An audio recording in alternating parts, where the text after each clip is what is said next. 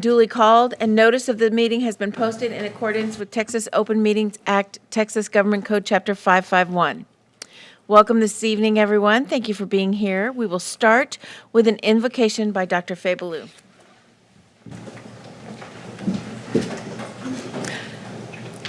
I invite you to pray with me. Gracious God, we are running around, running our sprinklers, reaching for our summer clothes, doing those things that we do at the end of July, and yet none of that activity can keep us from being excited as we move toward the opening of another school year. We thank you for the body of employees you have pulled together over the spring and summer to welcome, to instruct, and to encourage the students who show up in our classrooms this fall. Oh, what a joy.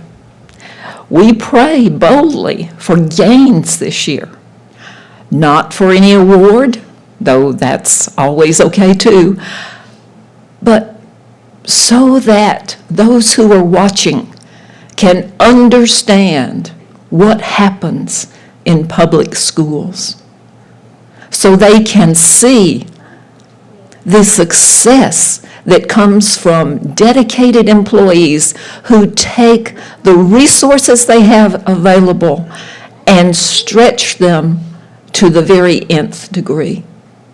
We look forward to seeing what you are going to do once again. And we pray for strength and energy for this board. We are so grateful for them, for their dedication, for the work they put into what they do for this district. Tonight, we pray that you would be with them as they consider the items on their agenda. May it be an evening where hard work is done, but respectful conversations are had. We love you. We love this district. And we lift all who are involved, who impact our students, up to you for your blessing for this time now and for the approaching school year. We pray this not for our glory, but for yours and for the accomplishing of your will here in our community. Amen. Thank you, Dr. Ballou. Next, we will go to our Pledge of Allegiance, and tonight we have Knox Johnson here with us. Knox, come on up. Get us started. Allegiance to the flag of the United States of America and to the republic for which it stands, one nation, under God, indivisible, with liberty and justice for all. Under the Texas flag, I pledge allegiance to thee, Texas, one state, under God, one indivisible. Okay, Knox, don't go too far away. I have something for you, and Mr. Brown's going to read a little bit about you. You're going to want to hold that up and turn around so they can take your picture.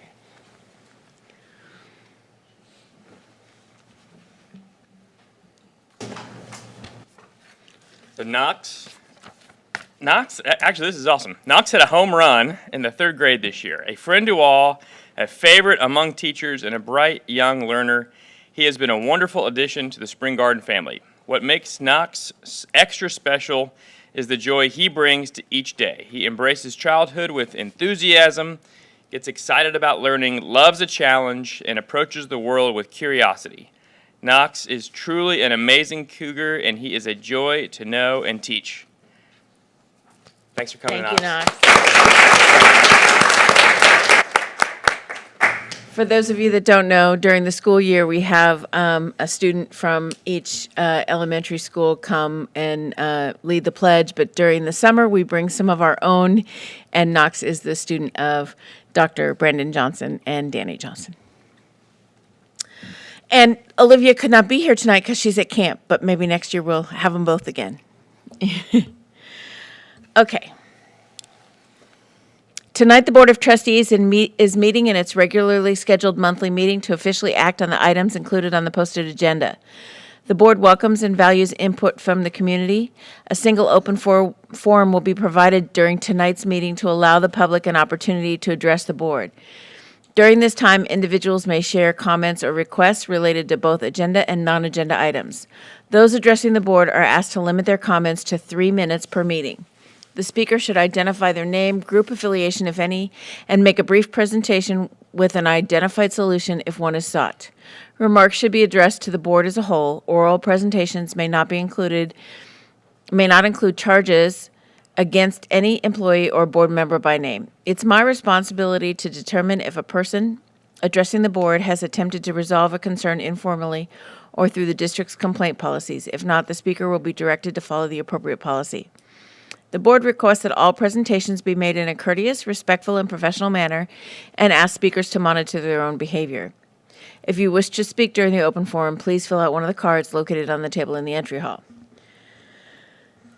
But before we get to the open forum, we will do the board activity chart. I will start on to my left with Mr. Romero. Do you have anything you'd like to share? I did. It's not coming up. Yeah, it's not coming up. The main thing that I got to go to was the Drum Corps International Show, Dallas, that they did here at Pennington Field. And I think it was a pretty successful night. I mean, it was super hot. It rained for about 5 minutes, which made the whole place into a huge sauna. But the shows were great. But mostly I just want to thank all of our volunteers from the Bell parents and the Trinity parents.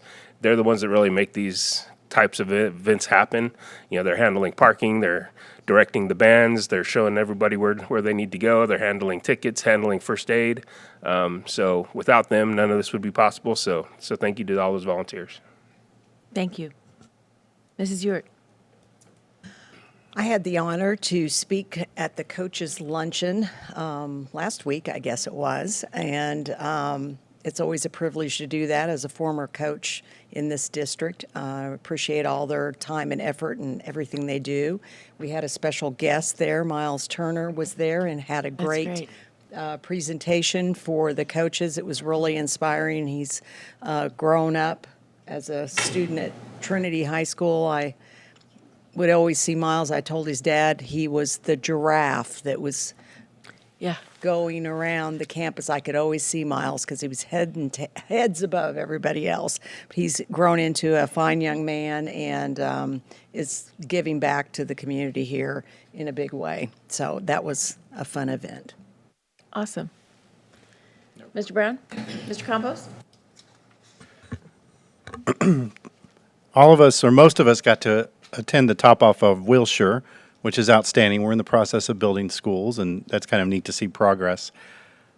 During the summer, a lot of our teachers do continuing education, so it's really neat to see what they're doing.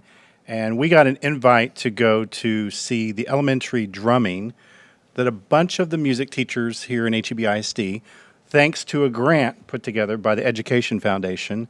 My goal was to go and enjoy and see what was happening. A few of us, Dr. Harrington and myself, got roped into being a part of the drumming. I can tell you that I'm not as coordinated as a fifth grader. And I'm going to tell you, I've never seen our music teachers more excited. They'd spent a whole week of learning this new curriculum, and they were just over the moon. In addition to that, and I just think it's a testimony to this district, that was opened up for a lot of others. We had people fly in from 5 other states, and not only were they impressed with the curriculum that was offered, but they were making comments to me like, oh my gosh, we've never seen floors as nicely done in this school before. So it was just neat to hear feedback from other educators from around the country that came and saw us. 2 other little things. I had the opportunity to go to support Dawn at Lulu's funeral. That was done very, very nicely. Chris and I were talking about how neat that was put together. And then you got to be careful what you say to certain people. I got today roped into doing a roast for Teresa as her last day at Six Stones as she's moving on to World Affairs. So got to do my very first comedy sketch. So on behalf of the district, there you go. Dr. Began?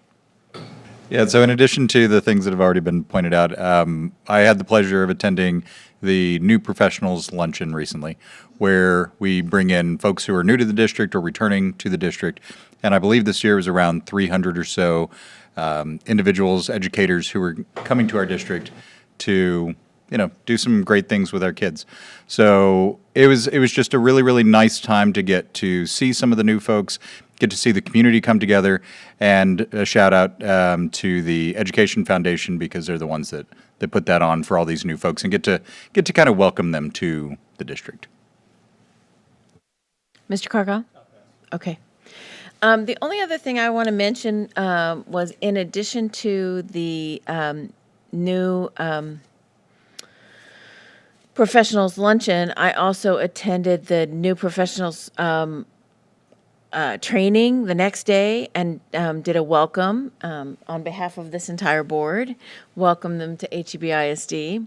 And I did the same thing a couple weeks before that at the Leadership Symposium, a little bit different. I really talked to them about how proud we are of them as leaders and how they set the tone in this district for everyone. Yeah, I think that's it. Okay, so that takes us to open forum.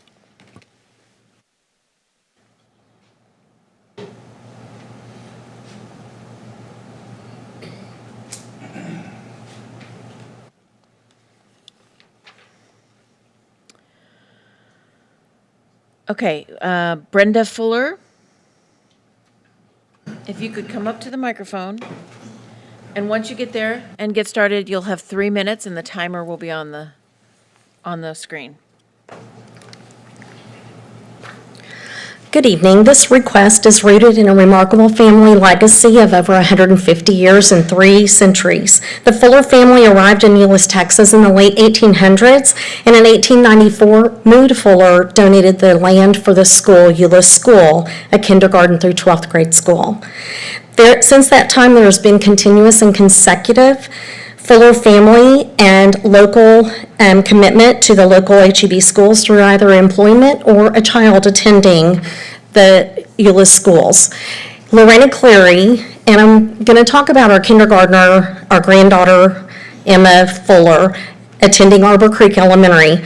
Her great-great-grandparents, Lorena Cleary Fuller and Raymond Fuller, attended Euless School. Later, Lorena became the cafeteria worker and cook. Harold Fuller, the great-grandfather, was valedictorian of Euless School. And Bud and Ann Fuller, great-great-aunt and uncle, later were serving as HEB-ISD teachers. James Fuller, a graduate of Euless School, married Betty Fuller, who became a teacher and then worked in central admin as a coordinator. Debbie Fuller, their daughter, was valedictorian and later became a physician and welcomed our daughter into the world. Brian Fuller, Emma's grandfather, attended Harwood Junior High, graduated from TCU and became a teacher. Brenda Fuller, 19 years of teaching in HEB-ISD and runner-up district teacher of the year. And now this August, Emma, a kindergartner of Arbor Creek Elementary School, has already shown a love for teaching and was awarded the Future Teacher Award in pre-K. As the youngest and final known Fuller descendant who will attend HEB schools, Emma represents the continuation of a family tradition that has touched generations of students and educators. It is our understanding that HEB-ISD in the past has, at least on one occasion, given a future teaching commitment contingent upon a successful completion of all educational and certification requirements to a student. We're requesting as the Fuller family that you would bestow this honor on incoming kindergartner Emma Fuller of Arbor Creek Elementary. This symbolic and inspirational commitment is a reminder throughout her school years that HEB-ISD believes in her, and should she continue that path, you all would welcome her as a future teacher. This gesture would celebrate not only one young student's dreams, but also a family's enduring commitment to public education and to HEB community. Thank you for listening to us. We respectfully submit this request. Thank you very much.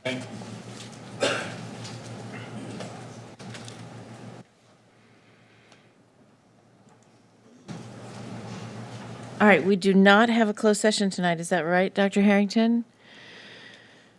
Okay, so that takes us to item number 7, the consent agenda. Is there any item that needs to be removed from the consent agenda? Hearing none, I'll accept a motion. I move that the board approve the consent agenda as presented. Second. There's a motion and a second to approve the consent agenda as presented. Please vote.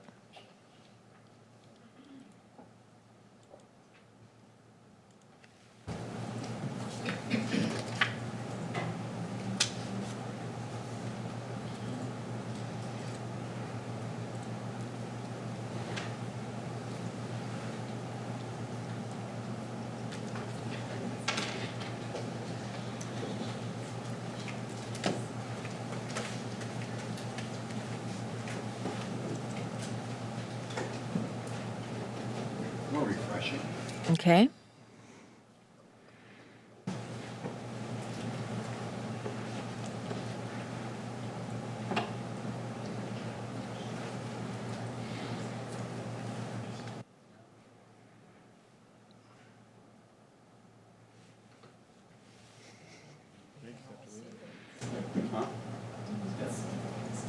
Yeah, we can. We can see it, but we need the world to see it.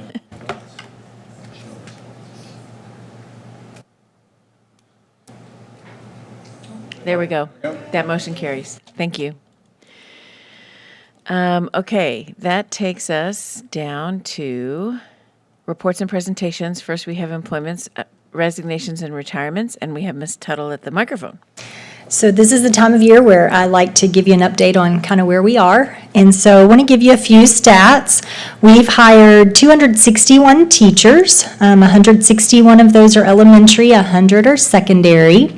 We've hired 56 non-teaching professionals and 85 paraprofessionals, representing 402 new hires hired since the middle of March. The part that I'm most excited to share that's even changed since your Thursday, Friday update is that we currently have 2 teacher openings in HEB ISD, one in elementary and one in secondary. So I want to give some shout outs to our fantastic principals who have really been working hard to find and secure some really experienced and quality employees. And I also want to take an opportunity to say thank you to the folks in the Human Resources Department who have turned those around quickly. I was able to do just a little bit of anecdotal data and spoke with a couple secondary principals and elementary principals. And from their vantage point, the average turnaround time has been 2 to 3 days. So thank you all very much for your support. That's amazing. You know, and I meant to say something to the board from when I spoke at the new professionals welcome. I asked the room to stand up for different things, you know, if you're a first-year teacher and 1 to 5 years. And I was blown away that the 10-plus years standing was 2 times, maybe 3 times the first-year teachers. So we had a lot of experience in the room, and that's really, that says a lot for this district and for the kind of hiring that the HR department and the principals have done. Okay, that takes us to the year-end strategic plan review. Dr. Johnson. Well, good evening. And as always, you know that this is data that we present multiple times throughout the year. And so every time we bring one of these year-end presentations, you've already seen a lot of the data. And so I'm going to speed through some of these things and hit the highlights about some of the conversations. But to get started with student success, as you mentioned before, the most important thing that we can do is put a highly qualified teacher with experience in our classrooms. And so that's something that's extremely important to the success of what we do. So it's a lot of information, and I want to just take the first slide to break this down for you. So on the left, we have our strategic plan goal. On the right, we have the beginning, which was the 24-25 actual. And then we have the 25-26 goal. And so while the 25-26 goal does not always reflect what the overall goal was. It's a 5-year plan, and so we have a stepped-up goal process that we set and adjust over the course of years. And then we have the 25-26 actual. Some of this data is outstanding, just like it was last year. We're actually doing this presentation a little bit earlier than we did last year, so we're missing some data points. And then we have the final status measure. And my favorite as a continuous improvement person, it really is, okay, so now we have this data, so what are we going to do about it? Are we going to, this is the act portion, are we going to adapt, adopt, or abandon the goal? And what is the recommendation? So this is the staff's recommendation of the work that the board has set out of the vision of the district. And so we're really excited about that vision because we're really aligned with in all areas. And so a little bit of a nod to the future, over the coming months, we will be going through a mid-cycle review. This is where we'll bring some data to you, ask you, what did you think about the reporting structure of our presentations and the data? What do you want to see more of? What would you like to adjust? All of those pieces. So that's going to be coming up in the next few months, as well as internally with staff. We're going to be working on making some mid-year changes, and that's going to pivot us to some of the things that will position us for the next strategic plan. So that's a little bit about what's all in the strategic plan and how we track it. So to get started with quality indicator 1, the academic rating of the district, we've got some cut scores that we're waiting on for science available. We got some data that's going to be available for the taper in December. But overall, you've seen the comparison districts data as well as our internal comparisons with Dr. Norgard, who presented last board meeting. And so we had a relatively stable year. We recovered faster from COVID, and we're seeing some of our surrounding districts really begin to gain some ground on us, but we're staying fairly stable. Below target, this is something that you've heard us talk about multiple times when we talk about attendance. We have high expectations for attendance. We have conversations about those expectations of, should we change it from 97? We're in a new world. And really, the resounding result of of those conversations is we shouldn't change it. It's a stretch goal. It's a BHAG. It's hairy and audacious, and we're working really hard to get there. So we have our task force that's going on, and one of the things that we're trying to create with our staff, and we talked about this at Leadership Symposium, was the fact that we're working on how to create competition. And so our athletic department will have an attendance goal. Our VPA will have an attendance goal, that's a large portion of our kids.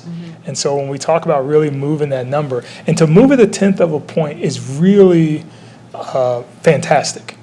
And so to think about moving 2 or 3/10 of a point, that is relatively unheard of, and you just had a stellar year. So small movements in this number are really impactful and important. So I just wanted to call that out. We'll continue the task force and continue to do that work.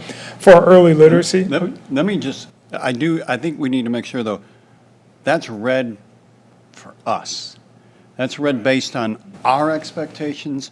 Our expectations are high, and we're going to keep trying to get that number higher. And so we're not afraid to say that's red. Brandon did some research. We have the highest attendance of any district with 13,000 kids or more in the state. Mm-hmm. So. That's amazing. But it's still, that is red for us, and we're not trying to make excuses, but our expectations are high enough that we'll say we have a red goal on a goal that we are the #1 district in, because we still want more. And we can't teach them if they're not here. And so there's so many other pieces to this attendance goal that are hit in multiple parts of the strategic plan. Academic performance is one of them. Being connected to the district and being involved in clubs and activities is another piece. And so there's a lot of things we do that try to drive this number. So then we go to early literacy. We're approaching target in the quality indicators 1 and 2, and then we're meeting and exceeding in number 3. Now moving into quality indicator 3 for federal accountability. A lot of this information comes out in August, but when we look at number 5, we are green, meeting or exceeding target, because when we look at the goal was 55 met and we were at 62. So we continue to make movement on our gifted and talented plan. Quality indicator 4, CCMR. This is an area that we are below target. As of this screenshot, we were at 72. We're kind of, 72 is the floor, because this number, as they clean the data, if you recall, it only goes up. And this is all students. TEA will come back and they will say, okay, these students don't belong to you, and they're going to be attached to another district, et cetera. And so as of today, we're at 77 in our system, and so we're only going to go up. There are some pieces to understanding why we would be at an 82 and then we would set a goal at a 78. And so I just want to call that out for the public and for you all, just to make sure. So there are changes that happen, and there are multiple ways in which to qualify and meet the criteria for CCMR. When we hit the 82 number, we knew that there were changes coming, that 82 was not a realistic goal for us to set. And so that's why we set that goal at 78. And as of when the screenshot was taken, we were sitting at 72, and now we're hovering about where we really pushed for. Part of those pieces is we remain resolute in one thing, and that is we will do the right thing for our kids regardless of the changes. And sometimes that puts us in a position to lose a couple points, because we're not going to ask kids to change courses when they are in a field of study that they don't really care for anymore. And so we want to make sure that kids have choices and get to exercise those choices. And sometimes that doesn't really put us in the greatest position to capture points for CCMR. But our focus is really quality Tier 1 instruction, puts all kids on track to be college ready by meeting TSI or through TSI tests, ACT or SAT. And I just want to be clear, Dr. Johnson, so when we talk about the changes, those are changes coming from the TEA and the way that they measure and the way they've moved those goalposts on us, so to speak, after we've started the game. Yes, absolutely. And one of the things that Dr. Harrington says is it's the greatest idea with the worst implementation, because it's hard to measure something when you continue to change it. And that's also why ERG does not, because it's a measure that changes over time. However, I do want to say that the concept of making sure that our kids are college, career, military ready in multiple ways is a very good idea.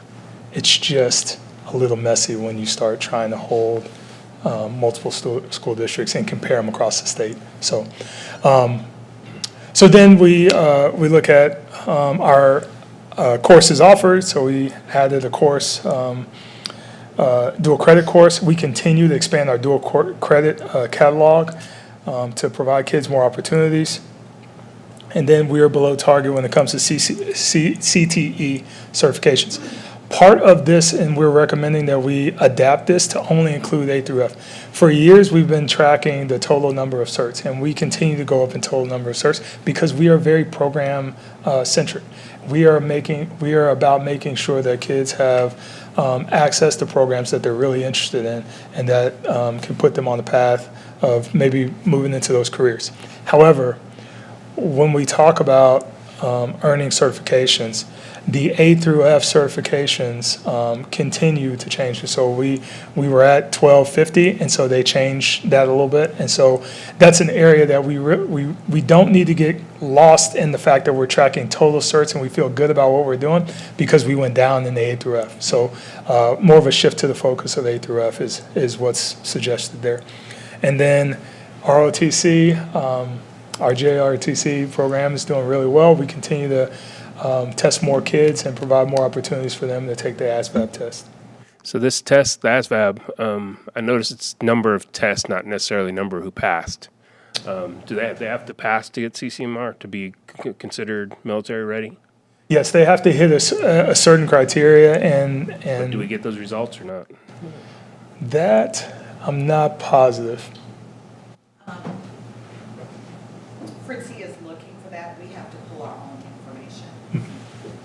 Okay. And that's relatively new. Yeah, it's new. And another change.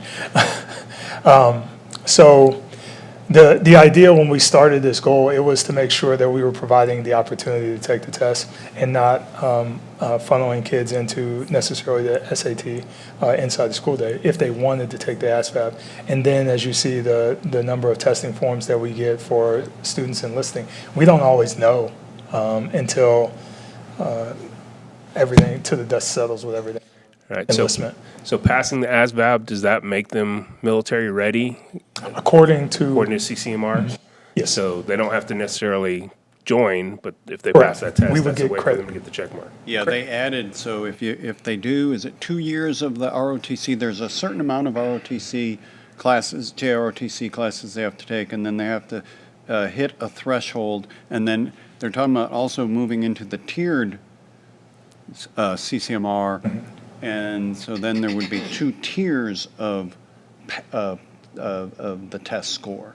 So with ASVAB, I don't know that they look at a pass as much as there's different criteria, and that number changes often, and I'm wondering if our number will, like the different branches, like you have to have this score is set at a minimum. Yeah. For certain jobs, but even to get enlisted in that number changes as need changes.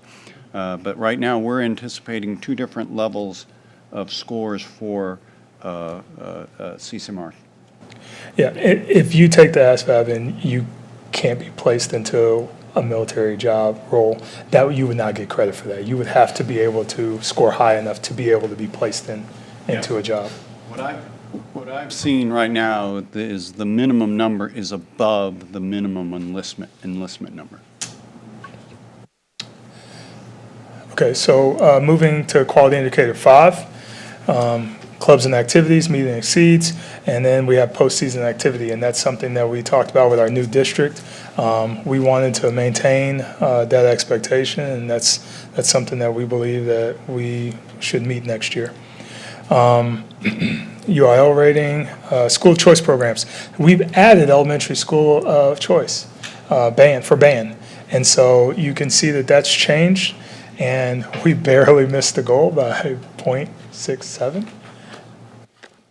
I just have to do it for everybody, 0.67. But yes, we were below target on that. And then for our MOUs for our sister schools, we're holding firm at 3.5. And really, those are connections that we're going deeper with. And providing access for kids, and so we have healthy relationships there. Lastly, we have our travel, and this is something, if you remember, we kind of changed it because we were trying to take the number of opportunities versus who took it. And so as we go through the strategic plan, this is one of those things where it's a great goal, how are we going to track it? And then we get in the track and then we figure out, like, there's got to be a better way to do it. And so where we landed was we had 8,500, slightly almost 8,600 students, and then 2,000 of those decided to take that opportunity, which accounts for 24%. So as we move to, yes, any questions?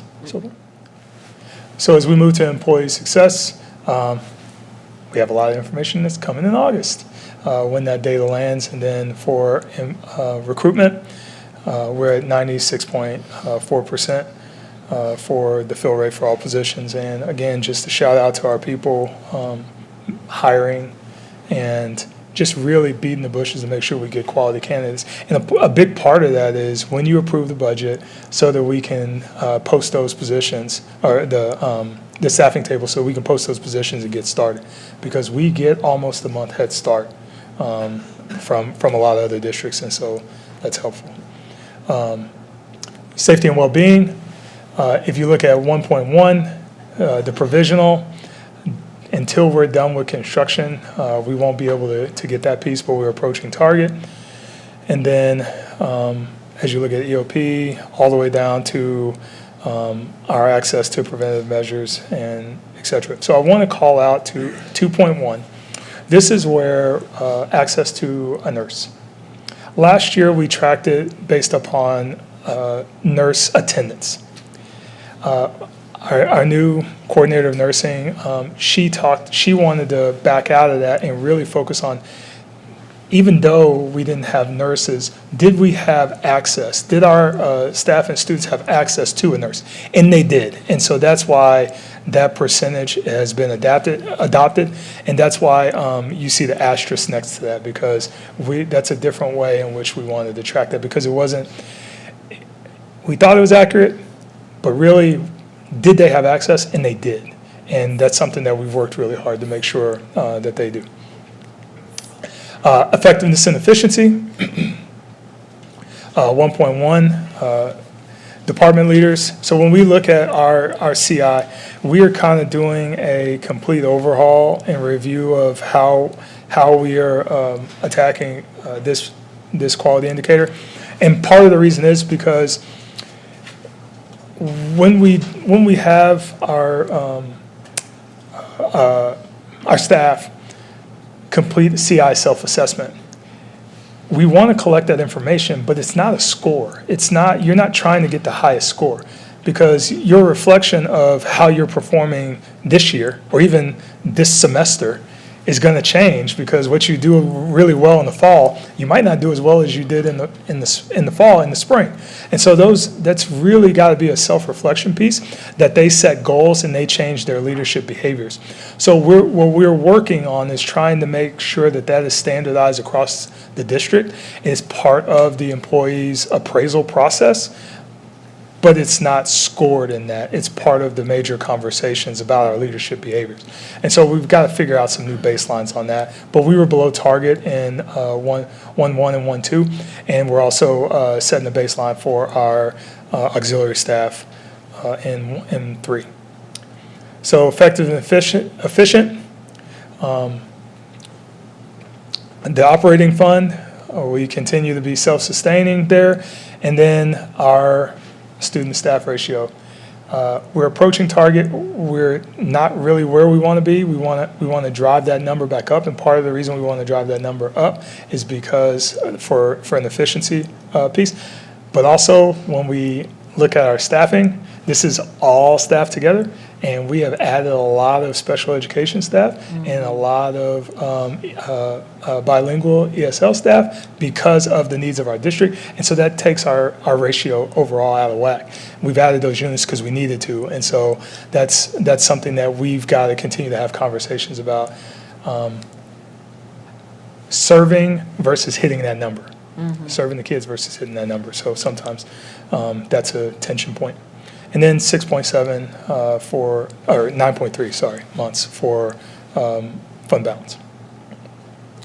Looking at quality indicator 3, we're setting the baseline for our EIIs. That's our evaluation, innovation, and improvement. That's a process we go through when we begin to look at new programs like our elementary band of choice, schools of choice, and open enrollment, all of those pieces. So that's the process that we go through before we just make those kinds of decisions.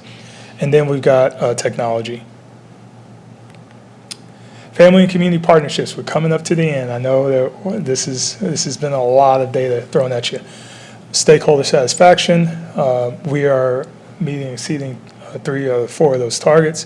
We have below target on the survey, and so we were 3 points from that, and Deanne's group continues to work on how we can improve those numbers and also increase the participation so that we have an accurate measure of what the perception is. I just want to point out that's the student part of the survey, not the employee or the community, which we're higher on, right? Yes. So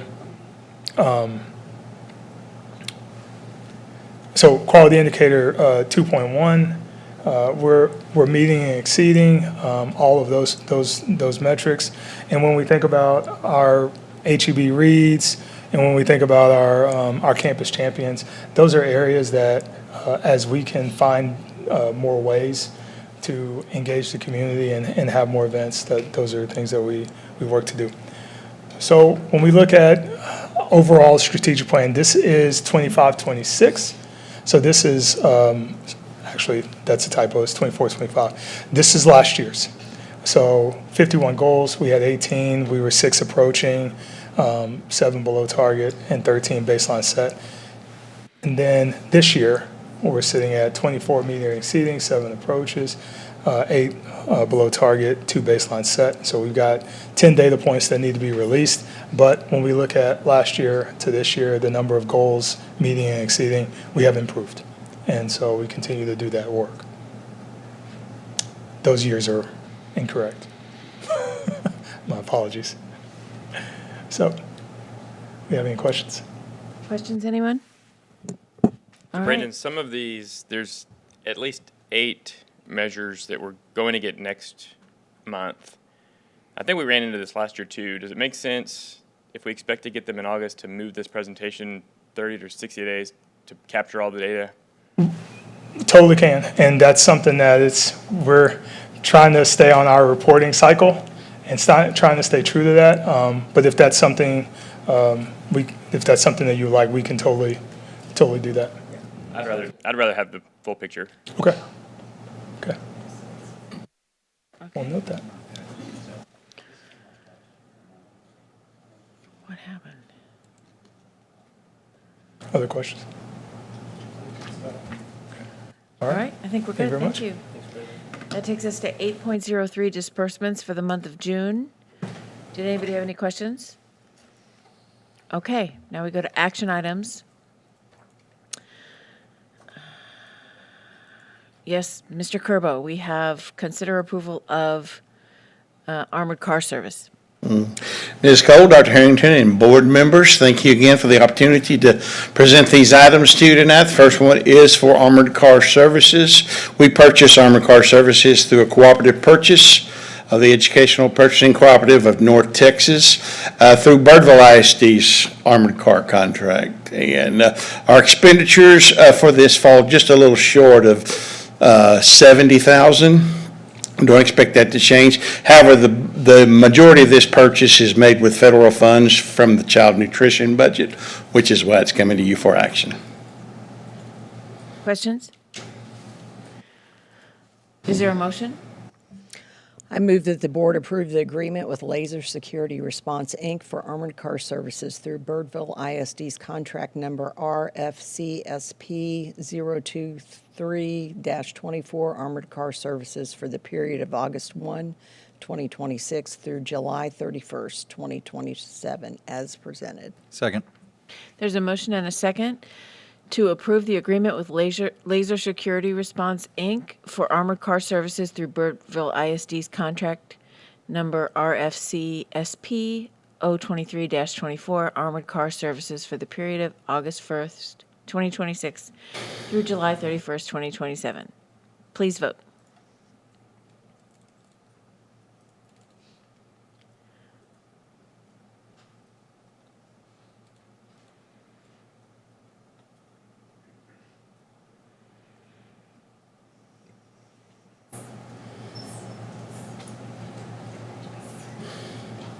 Okay, motion passes.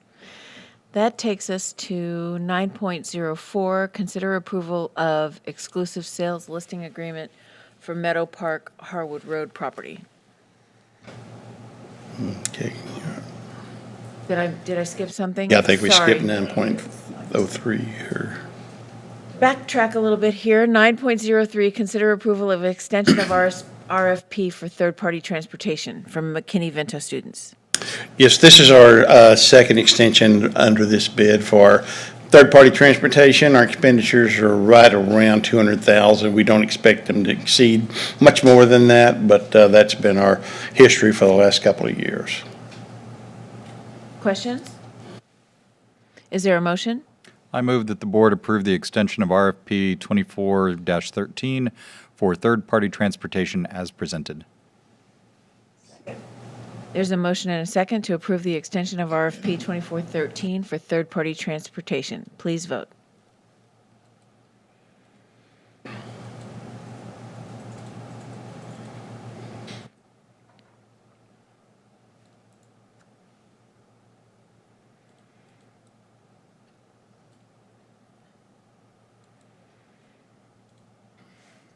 Fred?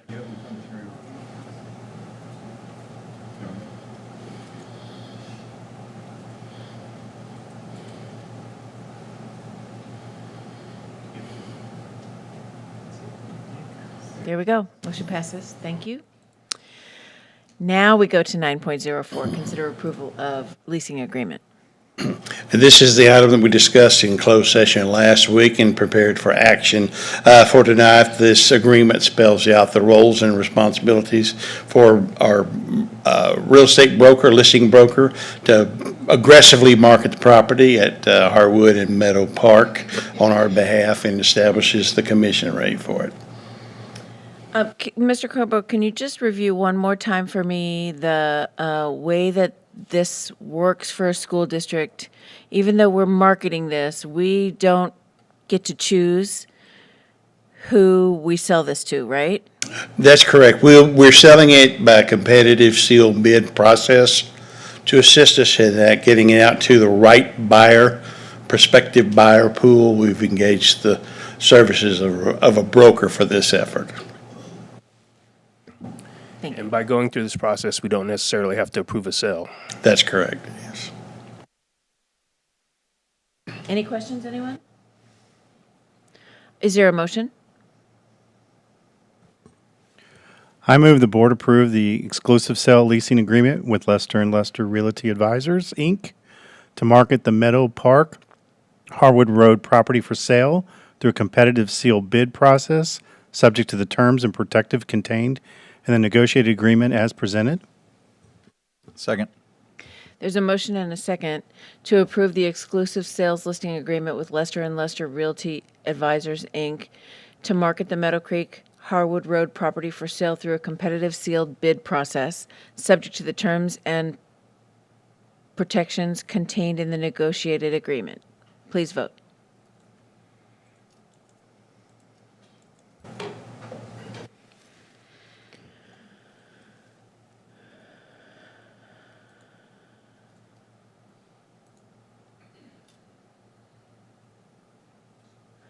That motion passes. That takes us to 9.05, consider approval of school lunch meal prices. Mr. Williams, do you have anything to add here? No, not unless you have any questions. Are there any questions? Is there a motion? It's our standard thing we do every year. We have to go up the minimum as required by the formula, so. I move the board approve the recommendation to increase the 26-27 school lunch meal price at the elementary campus from $3.40 to $3.50, at the secondary campus from $3.75 to $3.85, to comply with federal guidelines as presented. Second. There's a motion and a second to approve the recommendations to increase the 26-27 school lunch meal price at elementary campuses from $3.40 to $3.50, and at secondary campuses from $3.75 to $3.85, to comply with federal guidelines as presented. Please vote.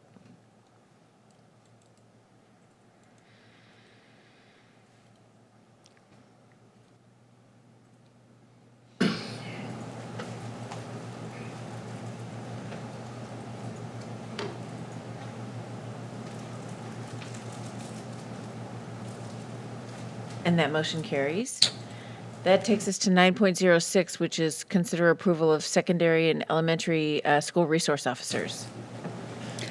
Good evening. I would like you to consider the approval of the secondary and elementary school resource officers interlocal agreement with our three cities, Hurst-Euless-Bedford. There is a difference from last year's agreement, and this year's is a 3% increase for both elementary and secondary. Any questions? Is there a motion? I move that the board approve a one-year interlocal agreement with the cities of Hurst-Euless and Bedford to provide school resource officers on secondary and elementary campuses during the 2026-2027 school year. There's a motion and a second to approve a one-year interlocal agreement with the cities of Hurst-Euless and Bedford to provide school resource officers on secondary and elementary campuses during the 2026-2027 school year. Please vote.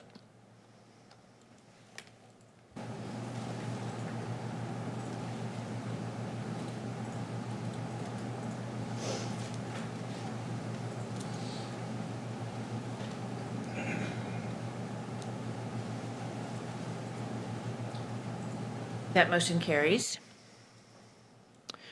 9.07 is consider approval of student code of conduct. Mrs. Rhodes.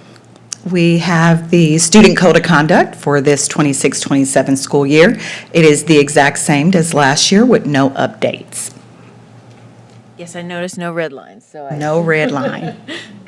Well, hang on, we got a red line in our Friday update. That was the student handbook. So there were updates and additions, and I did a summary for you of those additions. But for the Student Code of Conduct, as there was no legislative session this year, there are no updates for the Student Code of Conduct. Very good, thank you. You're welcome. Any other questions? Is there a motion? I move the board approve the student code of conduct as presented. Second.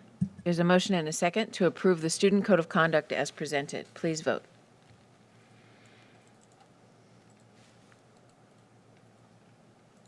What happened? Oh, there it is.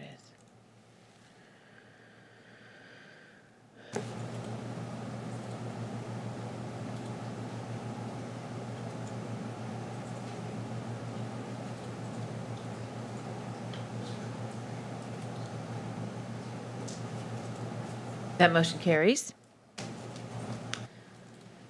9.08 is approval of application for expedited state waiver.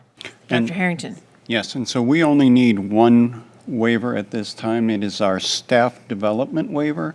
The staff development waiver allows us to use 2,100 minutes towards staff development. And so that is something that we use every year. It replaces, the previous waiver had been in days, so several years ago when they went to minutes, they converted it to minutes. So it is, again, the request for 2,100 minutes. I feel like there's a song coming. Any questions? Is there a motion? I move that the board approve the staff development expedited state waiver and submit the completed application to the Texas Education Agency waiver unit. Second. There's a motion and a second to approve the state development expedited state waiver and submit the completed application to the Texas Education Agency's waiver unit. Please vote.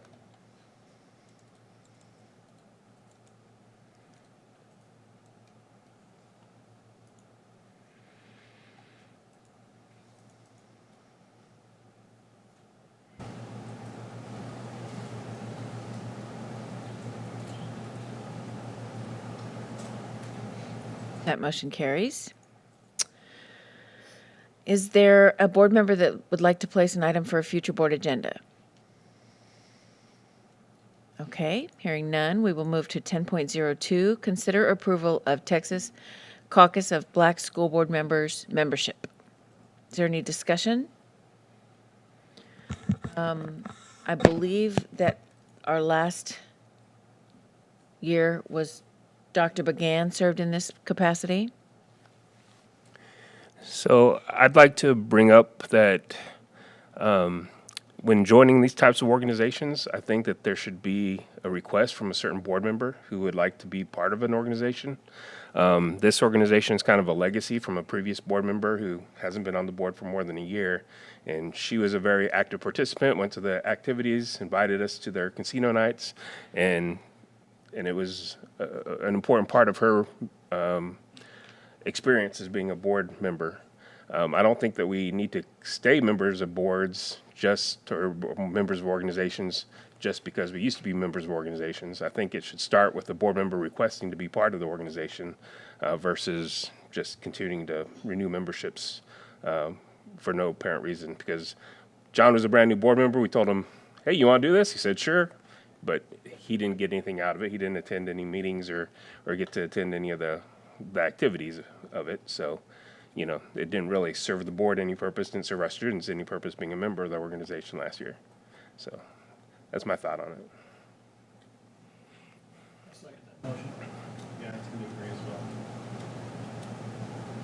Okay, so we don't want to take any action on this? Is that what I'm hearing?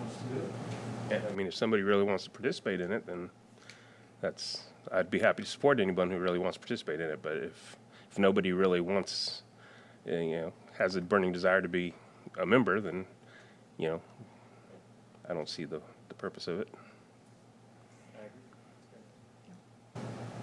Okay.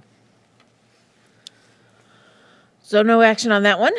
10.03 is consider approval of North Texas Council of Governments. This one's a little different. This was one we were participating in for a long time, and then we, post-COVID, we stopped. But there has been some renewed interest in, by other members of the council for us to get more involved. So the recommendation is that we renew this membership. Is there a motion? I move that the board approve the membership renewal with North Central Texas Council of Governments. There's a motion and a second to approve the membership renewal of the North Central Texas Council of Governments. Please vote.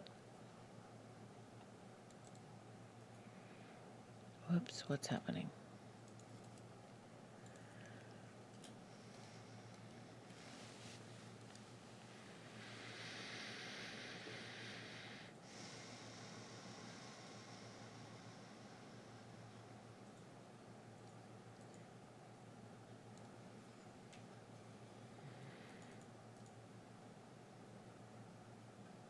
That motion carries. That takes us to consider approval of TASB Board of Directors Region 11 Position C. This Position C is currently held by Justin Chapa of Arlington ISD, and Justin Chapa is running unopposed for Position C, but it is suggested that we endorse for any open seat on the TASB board. So the recommendation here is to endorse Justin Chapa for that seat. Any questions? Okay. Is there a motion? I move the board approve to endorse Justin Chapa to the TASB Board of Directors, Region 11, Position C. Second. There's a motion and a second to approve the endorsement of Justin Chapa to the TASB Board of Directors, Region 11, Position C. Please vote.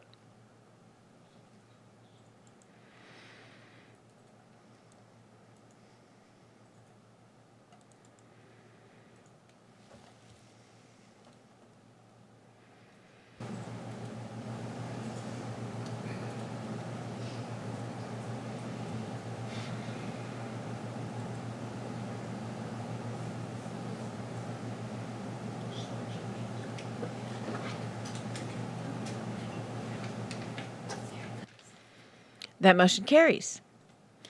All right, that takes us to a second closed session, which we do not need. I'll accept a motion to adjourn. So moved.